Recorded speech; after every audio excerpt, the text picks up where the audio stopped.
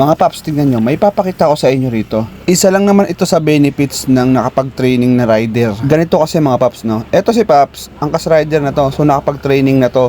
Bali, change motor na lang tong gagawin niya. Panoorin nyo mga paps, yung driving skills assessment nito ni Paps. Tapos mamaya, meron tayong ipapakita na video rin para sa applicant naman. Tignan nyo yung handling nila at yung pag-control sa manibela, paggamit ng brake. Yan, panoorin natin ha.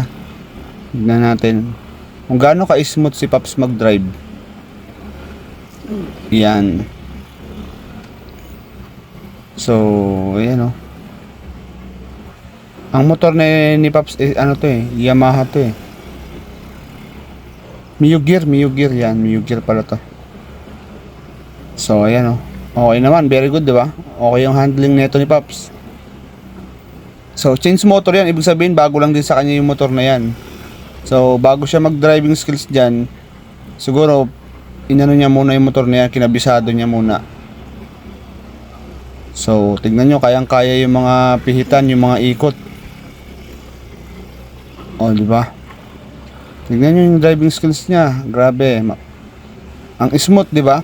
Pag yan nasa kalsada, mga paps, ang smooth yan sa pasahero, yan yung mga gusto ng pasahero. Kailangan nyo talaga mga paps na gumaling sa pagmumotor na may angkas dahil mamamasada tayo Kailangan 100% quality yung pagdadrive natin. Ito namang isang video mga paps, papakita ko sa inyo, under training pa naman si Paps. Kumbaga kailangan pang i-improve ng konti yung skills. Marunong na pero kailangan pa rin may improvement, no?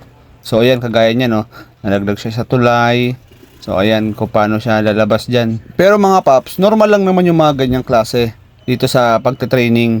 Normal yan kasi dumadaan pa nga tayo sa improvement ng ating skills Yung akala kasi natin marunong na talaga tayo pero in the end talaga kulang pa talaga tayo sa experience, no? Marunong tayo kung sa marunong.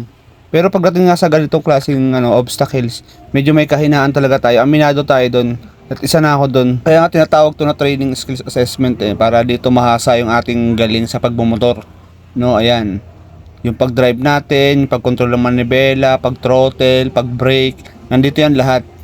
At pa syempre yung pagiging natin, awareness natin. Kailangan dito nakapokus ka talaga sa gagawin mo.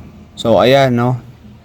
Kita naman natin yung kaibahan kanina. Pero normal yan mga paps Ganyan talaga mga paps. Under pa yan under pa si Paps ng ating improvement. So dito sa kabila.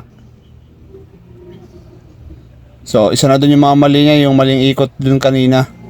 So ito naman din. So 1, 2, 3, 4. So ayan, medyo kabado to si Paps. Pero okay lang yan mga Paps, normal lang yan, normal.